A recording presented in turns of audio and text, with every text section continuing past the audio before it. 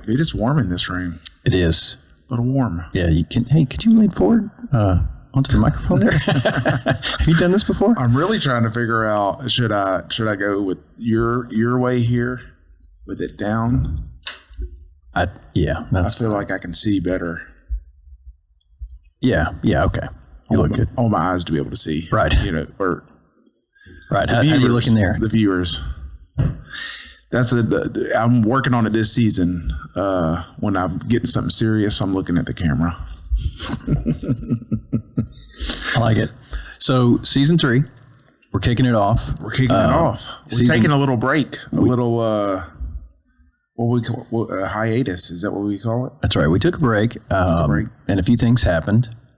But most notably, if you've been following Busy Smalls for a long time, you know we're interested in a few things. Yes. And it has come to light that the files were released. Mike Johnson. And now we understand why Mike Johnson didn't want the files released. It came out. If you search the Epstein files and you look for Shreveport. Oh, yeah, there is a comment on Shreveport. There is an email about Shreveport. Yeah. And do you know what it says? It pretty much called it a crap hole. I can't. It was an attorney, right? Said, "I'm in Shreveport. I can't wait to leave."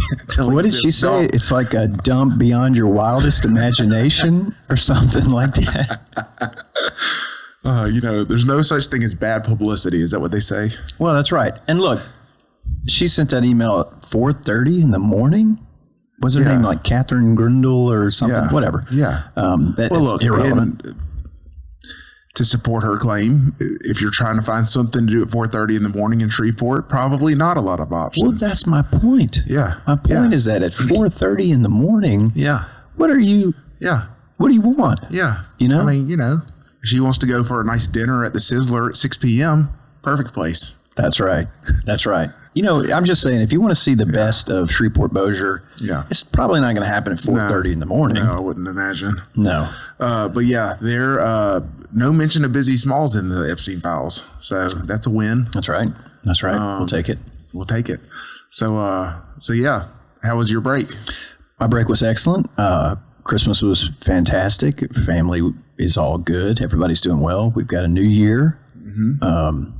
I thought a lot about the new year and what I want it to look like, how I want it to be different. That brings in a goals conversation I'm sure that we're headed towards. But first, you. Okay. How about you? Let's see. Our last recording was beginning of December, so what we've taken off like 2 months. A good Christmas. In the groove, tried to get on track with my health in January, and snowstorm didn't do me any favors. Nope. It's really hard to stay home for 5 days and eat healthy. Well, let's just say that dry January, which is a great thing. Yeah. I think it's really good to do. Yeah. Dry January really gets rocked off course in an ice storm. Yeah. Yeah.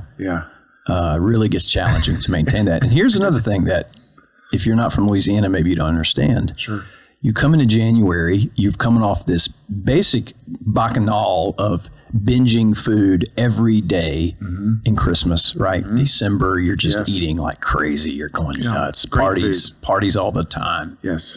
You hit January 1 and you're like, new year, new me. It's time to get tight, time to get right. Yes. Back on the horses. Yeah. And next thing you know, people start delivering things to your workplace. Okay? And these are called king cakes. Yeah. And I think I've had 5 delivered over the past 2 weeks to the store, and every one of them have been incredible. Yeah. Well, another thing too is the kids don't start back school till like January 5th or 6th. Right. So it's kind of like, do you start on January 1st? I start early. I start a couple days early. Do you? Yeah. Okay. Oh, yeah. Okay. Nice. So no big New Year's plans. Well, my brother has a little firework party, and that's it. I walk to his house and I walk home. That sounds very Grand Cane of you. It is. It's perfect. I think I was home at 8 this year. There you go. He didn't even have food. I came to his house And he's like, yeah, man, we're having a party. All these people coming together. I come to his house and he's got like little smokies in the grape jelly. And I'm like, this is it? Man. Do I need to crank your grill up, man? You got any hamburgers? Of course, there's, anyways. What do you do? Yeah. So the ice storm. Yeah. It's funny. I have a neighbor that's moved into our neighborhood from Indianapolis. And he called me the day before the storm. He's like, man, people are freaking out about this storm. Do I need to be worried? Like, we're used to this. And I was just like, well, you're used to it freezing over, but we're not built for freezing over. Right. Our houses aren't built. Our roads aren't built. Nobody here learned how to drive on ice, right? That's right. We don't know. That's right. So that's where the chaos ensues. Our water systems run out of water. That's right. Our power runs out. Everything with a little ice. That's right. We were down with power for 3-4 days. And water was out for just about the same amount of time. You were? Yes. Oh, we didn't lose either. You should have just come over, man. Well, didn't get the... No generator? Didn't get the invite. We do have a generator. It powers half the house. Half the house, okay. But it's not going to give you the water. Does it power the studio? Water That's that what you I want to need. know. No. And I was rough. I was mid-tracking and it went off. And I was like, well, this is done. I better head to the house. We're finished here. Yeah. But no good. But it's all good. And when it came back on, we thought we had. Yeah. This was crazy. So when the power comes back on, two things happen immediately. First off, my wife is just a wreck because she doesn't like to camp. Yeah. Not a camper. No. Me, I'm okay with it. Yeah. So first thing happens is my dad comes over and he's walking in front of the house. He goes, "You smell that?" And I'm like, "What?" And I smell it. And it smells like we have a massive gas leak. And I'm like, okay, this is bad for a couple of reasons. Number one, if the power comes back on, and the thermos lights, you know what happens when a thermos lights for a heater? And if there's a massive gas leak all over our house, what do you think's going to happen? Problem number two, when the power did come back on, we got our hot water back. We turned the hot water on. Water started pouring out of the ceiling. Yeah. So plumber came immediately. It was great. Listen, I got to give a lot of props to Armstrong Plumbing. We were second. To ask our sponsor, Plumber for Hire. Well, I guess they weren't called. Well, but here's the deal: DeSoto Parish, very, very tough travel on those roads. Okay, we were the second call after the sheriff, so I felt very good about that. There you go. That's right. So they show up, and he's like, "Yeah, I smell it." Okay, man, we got a bad gas leak, whatever. And he goes up to the plants, the hedge plants in front of my house, little plants. And he grabs a handful of them because they're iced over. And he starts crinkling them in his hands. And he goes, "Smell that." That was it. Oh, really? It was the plants. The frozen plants smelled like a propane gas leak. There you go. So, wow. Riveting stuff. Yeah. Well, we put that in the training for Plumber for Hire. So we can get into goals. We have a lot of goals. We have our hands in a lot of things. We met a couple weeks ago just to see. Hey, we season 1. We didn't know what we were doing. Season 2, we shifted to be less practical business focused to more. Hey, let's have people on in the community. All of that. And we found that there are pros and cons to both approaches, right? Yes. So, there are some people that are saying, hey, we love it when you talk about business. We don't like the guest. Right. Some people are like, hey, you and Josh, y'all just talk about the same thing every time. Let's keep having guests on. Yeah. Right? Yeah. So I think season 3 is more of a hybrid model, right? We talked about this, that we're going to do maybe half and half.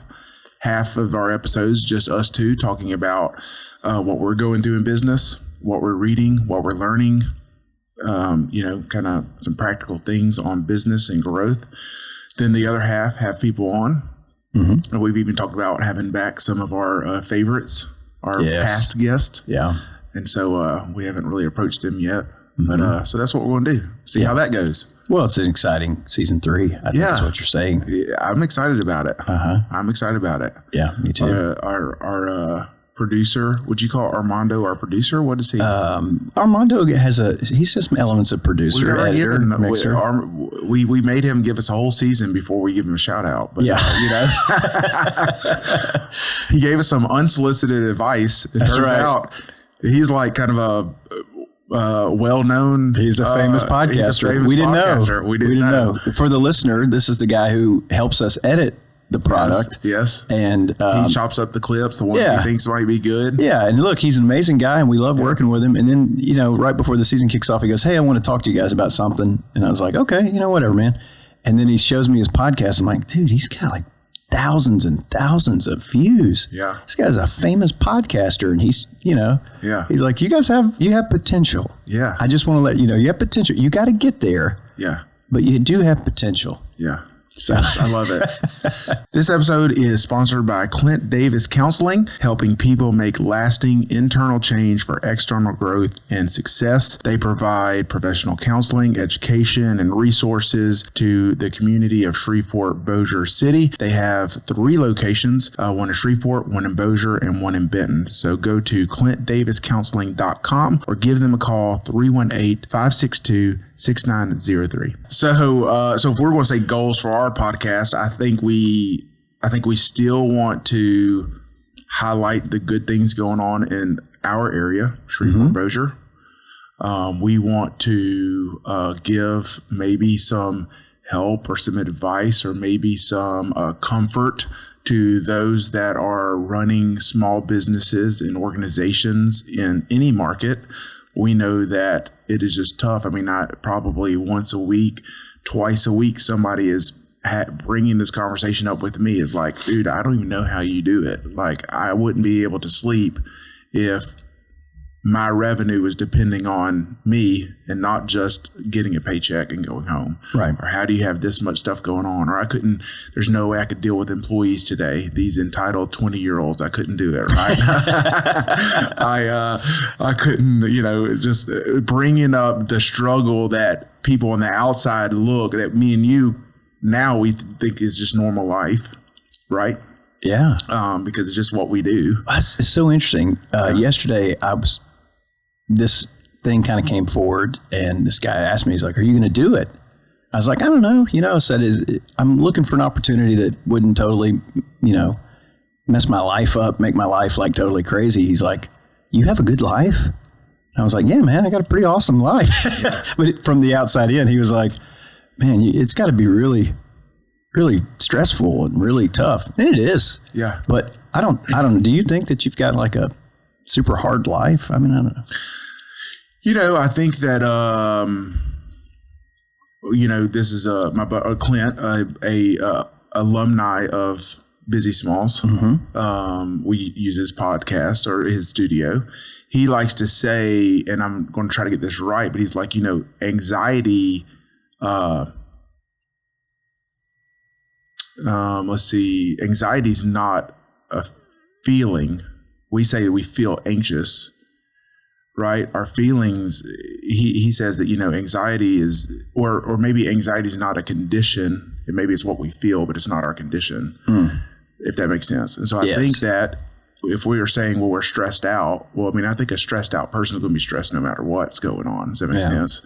So I think that you can have, so I've been through situations where my anxiety was really high and I look back and be like, man, that should have been a really low anxiety situation. And then I look through situations that should have been like really anxious and stressed out about, and I wasn't. Yeah. And so whenever it comes back to that, it just kind of comes back to, well, what are my controllables in my life I'm doing?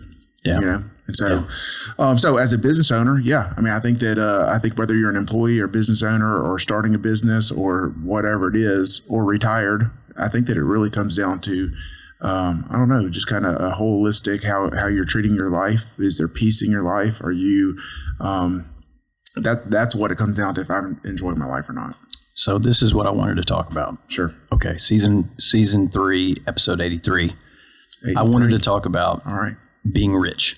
Okay. All right. Being wealthy. And I was listening to somebody the other day who was basically saying, what is wealth? Well, a very simplistic understanding of wealth is obviously accumulation of material possessions and money and, 401k and houses and businesses and blah, blah, blah, airplanes, boats, whatever. I'll leave it to you for the boat. But, that really true wealth, when fully panned out, is much more broad, right? Yep.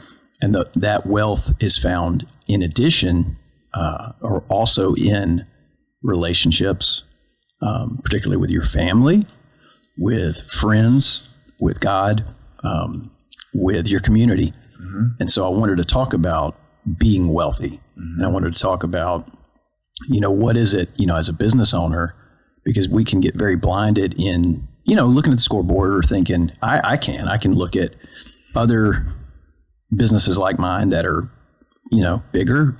And I look at it and I'm like, man, I could be bigger. I could be bigger. I could be bigger. Mm-hmm. And I get so distracted from the idea of, hey, I have a friend that I haven't had lunch with in a while. And every time I go and have lunch with him, I walk away from it going, this was time well spent. Mm-hmm. This is valuable. Yeah. And it's those kind of things that I think can become a distraction for people like us. What do you think? Yeah. Well, let me say this because I don't want to make it just this very idealistic view. The most difficult stress is financial stress. You would say health, right? Health is probably more stressful than financial. Somebody comes in and says, hey, you're going to die in 6 months. Well, like for me, if I have a health concern, it affects me. If I have a financial concern, it affects my whole family. Right. Right. And so I feel that as in my position, and I'm not saying women can't feel this too, or whoever the head of household, I'm not getting into that statement. Okay. I don't even know what, but as me, and I don't want to sound like misogynistic, but like the head of the household and the only revenue driver in my house, I feel that burden every single day. Right. And if financial stress does occur, so I could just imagine, that, and I've been through seasons where, so it's very stressful. I haven't had any major health concerns, but I'm getting in my 40s and, mid-40s, and it's coming.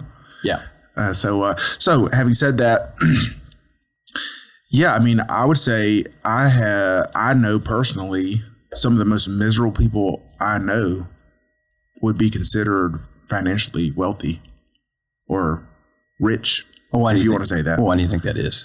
Well, I'm just making a statement. So I don't think that you can correlate, your joy and all that with the rich or being financial stable, because I also know people that don't have a savings account and live paycheck to paycheck, but seem to be very, very happy. Right. And so I know that that's not the connection, right? Yeah. And we think that it is. We think that, if I could only have this security, right? But then what I found out is that, for me, when I have too much security, I'm kind of my worst self. Yeah. Right. Because then I think that, now I have all the control. Yeah. And we don't have all the control. Right. Because I know in 6 months, all that could be gone. That could be flipped. Mm-hmm. Right. And so yeah, rich, for me, I think it's what, a business term is resource allocation, right? So if you think of that as just don't talk about your business as resource allocation, but just you as a person, your resource allocation, and time is on an equal level playing field with your money, really. Yes. Right. Time is money. Is that what they say? Mm-hmm. And so that's really how am I spending, not how am I spending my money, but how am I spending my time? Yeah. Yep. And I would say energy levels, right? There are certain things that I can spend my time doing that also spends extra energy or less energy. Mm-hmm. And it's different for everyone, right? My business partner, Adam, when I'm around people, I get energized. When he's around people, it drains him. Right. Mm-hmm. And so it's just, how are you spending that time in your energy? And Yeah. Well, so let me clarify the point, because I think you've responded well in that I'm not saying you can just take the financial part off the table. Right. Yep. I'm saying that as a business owner, it's very easy to fall into the trap of, my value, my worth is all wrapped up in this thing, which is this financial component. There's the scoreboard. What's the bank account look like? Is it big? Is it small? Do I feel great when it's big? Do I feel bad when it's small? Mm-hmm. And then ultimately that wealth, true wealth, extends well beyond that. And then 2, how you allocate yourself and your time really does matter, because, true wealth, one person said, do your adult kids want to hang out with you? That's true wealth.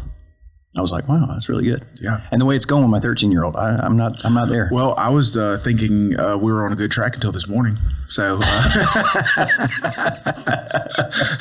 like, my 17-year-old's like getting in the car, and I'm like, dude, just don't be an a-hole. Like, just, yeah. You can be grumpy in the morning, but you don't have to be mean to everybody. Right. Well, again, do your adult children. So I don't know. Well, yes, we'll see. We'll see. I'm trying. Here's another thing that I like to put into perspective. I get excited. I think of not only kind of where I've been in my businesses, but just think about the people on your team and the opportunity that you provide them. Right. A big thing that I take pride in is how many times we have an employee leave or we have to dismiss and they want to come back. Right. Yep. Because the grass isn't always greener. That's right. And they don't know, especially when you get into industries like I'm part of with the trade companies and, how plumbing companies are ran or HVAC companies or, it's very toxic environments. Yeah. Right. And it is, hey, I don't care about your personal life. Like if there's work to be done, you're putting in 60, 65 hours if you want a job.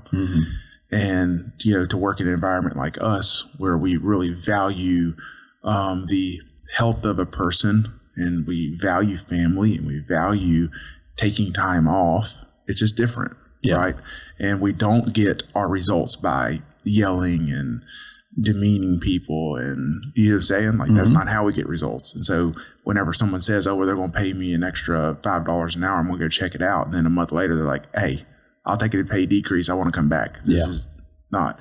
So anyways, I just think of that, of the platform I give that people have, to work in a good environment and have a secure income. And that's also part accountability for me is knowing there's a lot of people depending on this. Yeah, that's a big one, right? Because you come in every day with this idea of, I got to make good decisions today because if I don't. Yeah.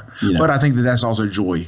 Right. I mean, I'm just sitting, we went to the Mardi Gras parade and I'm hanging out with Alex and his family, who's my lead plumber. And then then another plumber's there and with his family. And then Chris, who runs property management, comes by and says hi. And it's just kind of like, I just think that to be able to take a Saturday and spend the money on food and whatever and not have to work that day and just be around people, they have that opportunity because of they're working in the organizations that I have.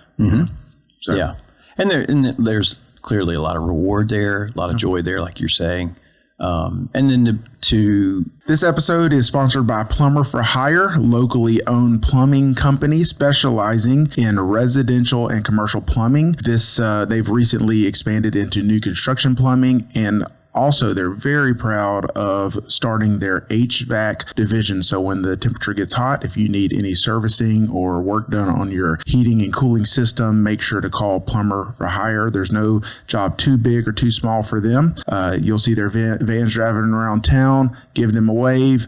They really pride themselves in getting to every job within a day of the call coming in. So get in touch with them, 318-709-9090, or visit their website, plumberforhiresbc.com, or you can find them on social media. We'll talk about wealth. When people are in your wake or in your companies for however long that is, maybe it's a year, maybe it's 15 years, my hope is that when people come through, if they leave, they think to themselves, even if, like we have a girl who's in high school and then now she's a physical therapist.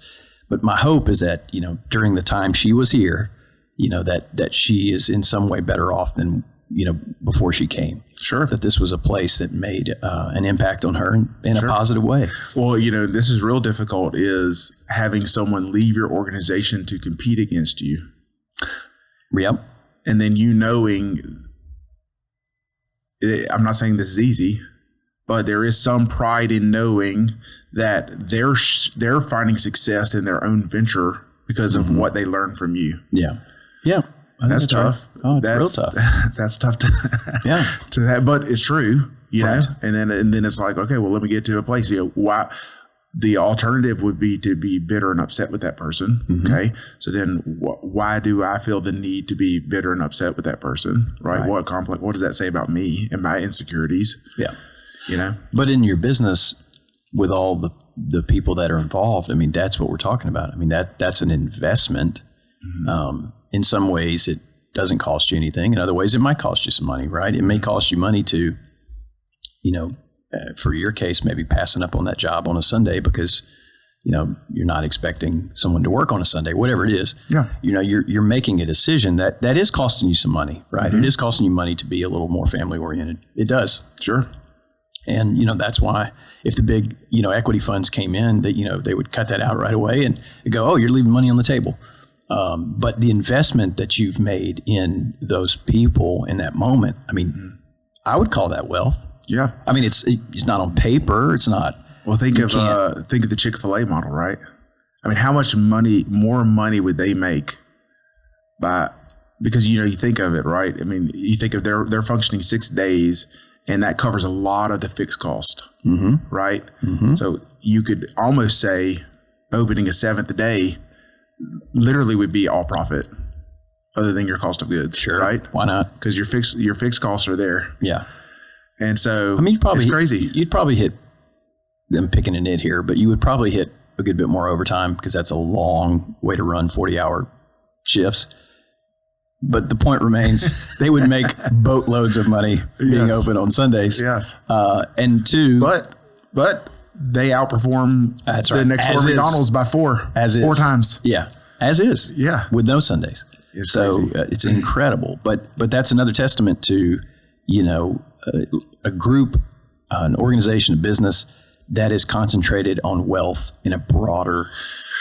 Yes, sense. Because you think of the organizations. In fact, I interviewed a lady that's at a large trade company, home trades company here in town. And I didn't realize that this was actually purchased years ago by a national company. And this national holding company leaves the brands the same in the market, but they go in and they change the operations and the processes and all that. And it's just, just talking to her from being on the inside, she's like, it's chaos. She's like, there's just turnover, so much turnover. There's just so much. Nothing's guaranteed to any employee. It is just like all numbers driven. All the decisions are being made by somebody you don't even know. Yep. They're just looking at your performance. Yep. And that's just the environment that is there. Yeah. And that is just, man, like how could. It's just crazy, right? Because you are sacrificing. There's a give and a take, right? Because yes, are they one of the biggest in town? Yes. Are they growing like crazy? Yes. But is their team happy? Probably not. Yeah. Do they have a ton of turnover? So they're constantly having to hire new people? Yes. Yeah. So. If you're any local business that's having to compete with a newly acquired national or super regional firm, because there's several in our business, adjacent businesses that's happened here recently, some big acquisitions that have gone on. I think one of the things that you have to be thinking about is, okay, so the data shows that when a acquisition is made, very few people stick around, very few. So there's a relationship cost that's coming from that, where the people that are leaving, they're going somewhere. So maybe you're thinking about, who's there? Who's unhappy because the new boss just came in and said, hey, look, you were getting paid, $1,200 a week.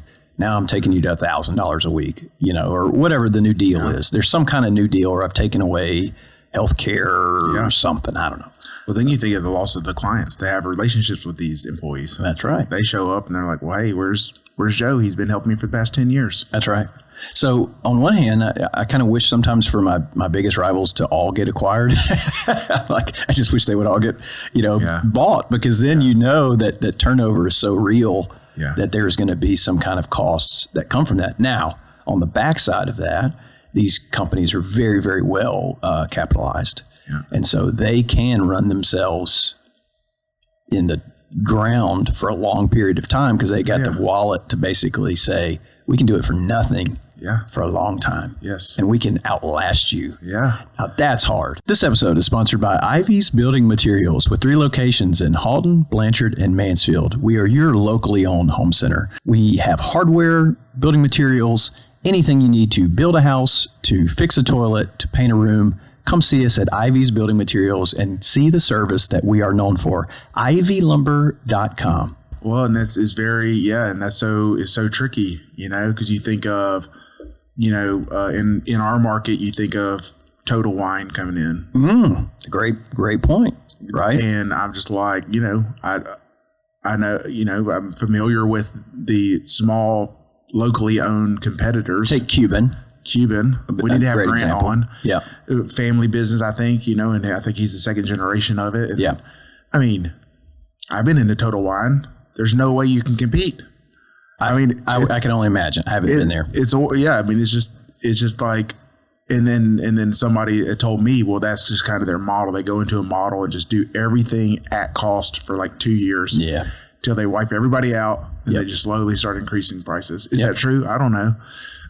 But then that's just a local recent example in our market, But then you go back to that's what Walmart did and all those did. Right. I mean, it's a playbook that has worked.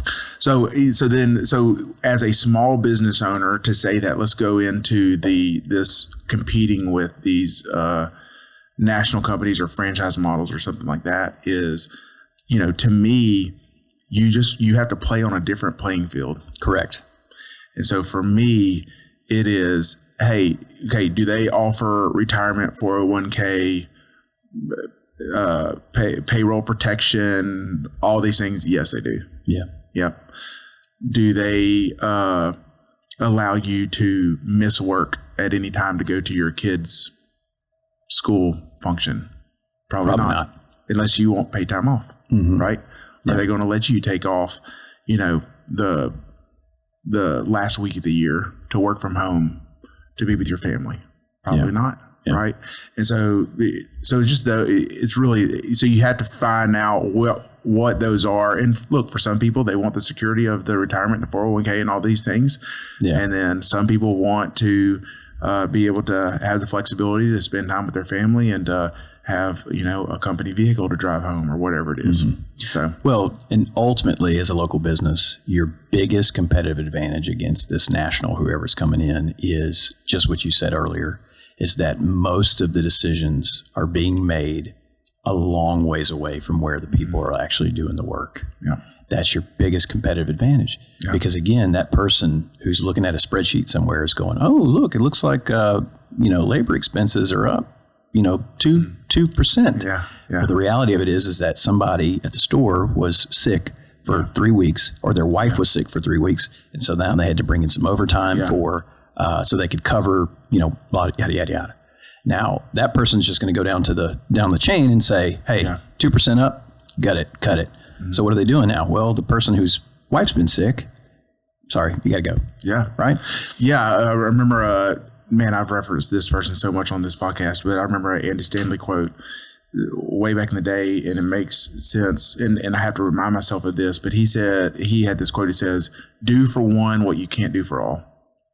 And when you're in a corporate world, you can't show favoritism. Right. You can't go and say, oh, your mom's sick, you take off today. Because now you got to give everybody a day off. Right. That's right. Right. Yeah. And so, but not with us, right? Not at my company. Yeah. So like I have a young guy, his baby was born, and like a week later his phone breaks and he's living paycheck to paycheck. I mean, in his early 20s, he's like, dude, I don't even have a cell phone. And so I'm just like, all right, well, go take your Amex, go spend $300 or $400 on a new phone, and we'll just pay it back over the next 6 paychecks. Yeah. Right. Yeah. Mm-hmm. I didn't have to offer that to everybody.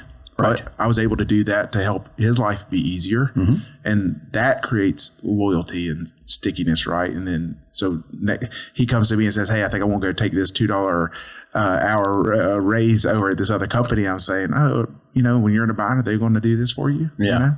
Well, yeah. I mean, look, I think that, again, your reward is found in the moment in what you're doing. Sure. And ultimately, you were able to do that because you were there and you knew him. And that's right. You had a relationship with him. Yes. And that's what I'm talking about, that competitive advantage that the big companies don't have, is that the decision maker may not even know. But then, so that goes back to what I just said, and I didn't want to sound trite with it, but I'm saying what creates loyalty over time with your team. Sure. That's right. Right. And That's right. And it's you showing up and taking care of them. Right. That's right. And so that's what, so that's way more fulfilling to me. It is. Like way more fulfilling. Then doing what? Then, well, I mean, I just, cause I do have business presence in other markets that I'm distanced from. It's just not the same. Right? You just don't see them. And I'm not saying that I'm not going to do that in scale or whatever it is. I just think that the bigger you get and the more you get removed and the more locations you have, your allocation of your energy, time, and money just are in different places. Yeah. And so that's a trade-off, and some people never want to get that big. And I don't know. I mean, people have gotten super, super big with their businesses, and it's amazing stuff. You'll see people at this desk who have, hundreds and hundreds of employees. But, to a degree, I mean, it's nice that you hope that the people that are working for you, that they're not strangers. Yeah. When you see them, you can kind of say, hey, Tim. Yeah, so I remember probably 3 years ago, Christmas party 3 years ago, for the real estate company for Berkshire Hathaway, we had grown so fast, and we had handed off up until that point. Me and my business partner Adam had been doing all the recruiting, and so that year we had handed that off to our CEO Wanda. Hey, you're the CEO. We promoted her. You're the CEO. Your main focus is recruiting, and she recruited like 50 agents in like a year. She did great. She does great. That's what she still does. And Christmas party's coming up. The day the Christmas party's like, Adam's like, oh, dude, we got to go to Office Depot and make people wear name tags. Like, we're not going to know everybody there, right? And I was like, dude, come on. Nobody's getting dressed up and wearing a name tag at a Christmas party. Yeah. And I was like, we just had to swallow that pill. Hey, we're not going to know everybody at the company we own. Yeah. You see what I'm saying? Yeah. And so it's like, so you have to say, well, I'm going to take my knowledge and my energy and focus it into these leaders who then are going to go focus it and invest in these people. Yeah. And, that's definitely a hurdle. That goes back to the John Ortberg Sticky Teams book of, going from a track star to golfing buddies to a basketball team to a football team, Yeah. And it changes things. Yeah, and it's a hard transition. I mean, it's a hard transition to understand your role as you change, because your identity and your roles changing faster than your identity. That's what I find. Okay. I find a tension because my role has changed faster than my identity. My identity is still the same guy I used to be 10 years ago. Sure. But my role has totally changed. Yes. And in this gap somewhere, I feel almost guilty to the degree of well, and you talked about turnover. There is turnover in those changes, right? Yeah. I mean, there was, when I was golfing buddies, I don't, in that stage of golfing buddies, I don't know if any of those realtors are still with my company. Yeah. Right. Because no more do I have access to go to lunch with them every day and to take off on a Friday and go golfing with them, literally go golfing with them. Right. And so now it's just kind of like my attention somewhere else. And so, So back to the wealth point. Yes. One factor I think obviously that has to go being said is the spiritual component. I guess you would say the Bible has a lot of things to say about wealth, and not all of them are great, and so in that way, it's a reminder for me to understand that no matter how big the bank account ever got, that I would never, ever truly be satisfied. Yeah. Right. I mean, what number would you have to have in your bank account where you would say, oh, well, I would actually think that the if we're taking what the Bible says, it's actually the opposite, and that the bigger your monetary wealth becomes, the less dependent on God you become. That's right. And so it's like, the people closest to God in the Bible were actually the poorest, Adam always says that the best business book is the Bible, and it's true. There's just so many, but how much would need to be in the bank account for what? For you to just say, you know what, I'm good. I don't know. I think that's really tough. Yeah. I mean,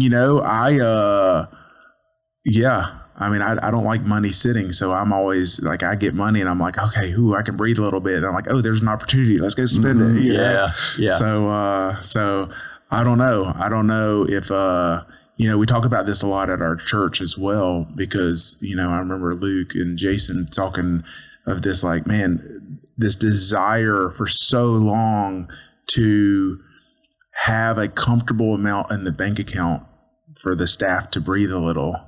And then this realization is that, hey, you know what? It's just never going to be there. It's just, we know that if this is the mission that we're called to, that the money's going to be there when it's needed. Yeah. And then the week after, Cassie Hammond came and spoke at our church, and she literally said the same thing. Yeah.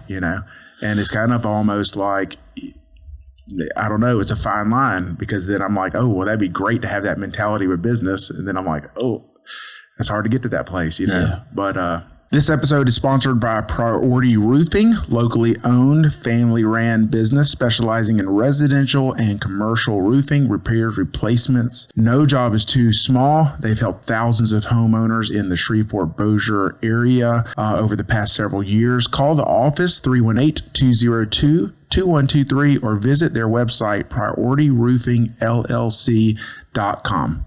Well, and I think there's a problem. And the problem is that no matter what the amount is, we have a tremendous capacity to have a lifestyle creep that can exceed it. Yeah. You can, my friend the other day, I was asking him about something. He says, absolutely, man, it goes out so much faster than it comes in. And he's right? Like as soon as, you remember being a newlywed at early 20s and having probably $200 in your bank account and going to Chick-fil-A and being like, this is Friday night. This is what we're doing. Yeah. And thinking to yourself, I bet in that moment, you probably had just as much fun with your wife in your early 20s. Oh, yeah. Spending $12 at Chick-fil-A as you do going to, and look, I love going to Fat Calf, but walking out of Fat Calf, you probably had the same amount of fun back then as you do now walking out of Fat Calf, spending a lot more money and eating high quality food. Yeah. Right? Like, is that wrong? I mean, I just remember, when I would say we were married 13 years before we got to a place where we kind of were able to enjoy pleasures in life. Yeah. We could go take a weekend trip to Dallas and go eat at a nice steak restaurant. Yeah. We've been married 13 years. We're in our mid 30s. Yeah. Right. I mean, up into that point, we were like, depending on church people or family to watch our kids, hey, we want a date night. We got to go, I want to go to Ruby Tuesdays, eat that salad bar, I need those croutons, and then it's funny because like a date night, then it's like, we go eat at 6:00. We're back at 8, Right. Well, what else are you going to go do? Right. You got to spend money. That's right. And that's what we did. Or friends came over and we kind of, so I think about that all the time, because during that phase, we were both school teachers. I mean, we were living with 2 kids at the time. Now we have 4, 2 kids, on a combined household of less than $90,000 a year. Yeah. And I'm not saying like, if you're there that's not, but it's just like thinking of my lifestyle now, what I have going on, there's no way. Yeah. There's no way I could do that. So I think you do grow into it, but I don't know. I always view it, this is kind of my view, is I don't view it as the amount in my bank account as much as I want streams of income. Right. And so I want multiple streams producing income, and that just helps me on a risk level. If something goes down or I have a slow month in one area, I still have kind of diversified with my businesses and different things. Even on if you zoom in, like say plumbing, for instance, right? Well, I mean, we have several different areas that are bringing revenue just for the plumbing company. And so if new construction slows down, well, we still have service work. We still have this, we have this, right? Yeah. And so it's just that's just kind of the philosophy I've taken in all of my businesses and my personal life.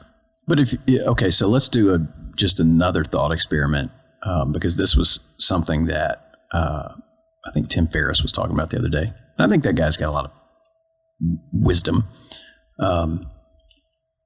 in your mind, there's obviously an anxiousness and anxiety about, let's just say, the cash to fund everything, right? Mm-hmm. I mean, each business requires an amount of cash to make it work. You know, maybe your customers aren't paying you like they should. You know, maybe it's all going to crash, all of it. Mm-hmm. And so the thought experiment is, in your mind, let it all crash. Mm-hmm. Let it all go to nothing. Yeah, I do this. And what would you do? And really put yourself there and ask yourself, could you make it? Yeah. Well, you know, I honestly, my thought is, if worse comes to worse, and I think of what my life would be like, and then my question is there still joy? You know? Yeah. And I'm like, yeah. I mean, would I be more irritated being in a 1,000 square foot apartment with my kids, you know, not having their own room to go to and leave me alone? Sure. Yeah.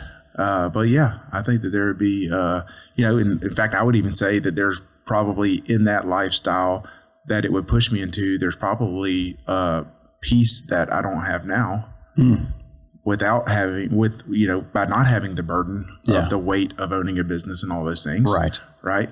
Not saying I would trade that peace for the joy that I experience having it, but there would still be a lot of peace there and joy. But to the level of achievement that you've experienced in your life and success that you've experienced in your life, even the idea that if it all went away tomorrow, you're not going to die.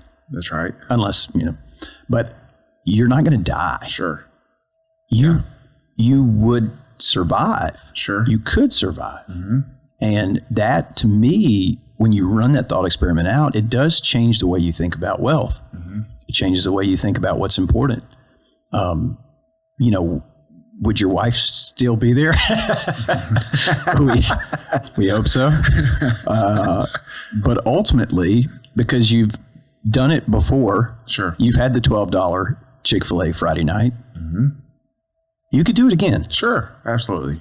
Yeah, yeah, you'd be okay. Yeah, and there are things, you know, there obviously I can look back into that and I can say, wow, we had some experiences or connections or some whatever we went through, or we just had a different mindset back then that I really miss. In a lot of ways. In a lot of ways. Right. Right. And it was just almost, I mean, it's just almost like you see your kid growing up and you're like, oh man, I miss the kid being 2 or 3. Right. And then you remember the dirty diapers and you're like, nope, I'm glad they're older. Right. And so then you kind of evaluate, well, you compare, is my life better now? Is it better then? So it's great. I mean, it's all it's great to me. It's great to reflect. In fact, me and my wife were talking about this yesterday and just talking about our marriage and where we're at now. And if we didn't have the scars of the past, we wouldn't remember how far we've come. Right. And so even though it's painful when something comes up or we remember something when we think of that, but without having that, we would never have the framework of how far we've come. Right. And so the joy that we have now would not be as abundant as it is. Yeah. Does that make sense? Well, and then to see God's work in that. Sure. I mean, I tell people all the time, I'm married for 20 plus years and it's a miracle. Mm-hmm. It's literally a miracle. Yeah. I mean, I'll write the book one day, but it is a miracle, you know? I mean, and you're just young and you just do stupid things. And I'll write the foreword. Okay. Maybe we should just collaborate together. We're like parallel stories. My chapter, your chapter, my chapter, your chapter. That'd be a good book, I think. Oh, yeah. There we go. It'd be interesting. Miracle. Yeah. It could, business and marriage. Right. People and Numbers is the name of my book. Yeah. How to make a bunch of mistakes and still succeed. That's right. That's right. So closing it down, true wealth. Yes. True riches. Yeah, I mean, true wealth. I mean, it just has to be measured. I think that the measurement has to be, if I was going to sum it up, the measurement just has to be the joy, enjoying life, right? I mean, it's cheesy to say, but I love Steve Jobs' quote, "The joy's in the journey." And like this idea of, we're going to get to this place where we arrive, you know? And so that's why I don't even talk about retirement. There's no retirement. Yeah. What I want to do when I'm retired. Right. You know? So, I mean, it's just the joys in the journey. Mm-hmm. And, you know, God willing, that journey will last another 40 years. We'll see. That's right. So, well, at least another 7 years for us. Yes. 10-year goal for the podcast. That's our long-term goal. We haven't even talked about our sponsors. Are we keeping the sponsors the same? Well, I'm like, let's solicit. Can we get some money for some sponsors? We do need some sponsors. So if you're listening, a couple of things, let's talk to our listeners. Yeah. Maybe we can cut this out and make it a reel because nobody's going to make it this long into the podcast. Right. Our listeners are growing. It's crazy how many times I'm just somewhere. I mean, around the holidays, there were probably 5 people that said, "Oh, I listened to this podcast, or I listened to this, or this person was great that you had on." And then my buddy, shout out to Michael Brown, works for Todd Stanberry, one of our Busy Small alum at Metro, and he called me the other day and he goes, "Hey man, I've been binging your podcast." I was like, "Really?" He's like, "Yeah, I'm on episode 58." I'm like, "Dude, I see you multiple times a week, and you've listened to my voice for 58 hours and haven't said anything, So anyways, he finished it all. Well, great. Loyal listener. Yeah, I love it. Michael Brown. Let's see. So we need people like him to give us some questions. Mailbag. We want a Busy's mailbag. Give us questions. We don't have to mention your name if you don't want us to mention your name, or we can give you a shout out. That's right. What question would you like us to dig into and answer? Yes. Give us some questions. Yes, I like that. Okay. So thanks very much. So real quick, we don't have to go into our whole spiel, but our reoccurring sponsors, Priority Roofing, Shay and Hannah, awesome. Locally owned, reach out to them, find them on social, find them on their website. I won't even give you their number because nobody calls anymore, but Priority Roofing. This is for the next podcast episode, but there's a lot to do with Priority Roofing, and we'll get into that. But make sure it's Priority Roofing in Shreveport. there's 2 of them.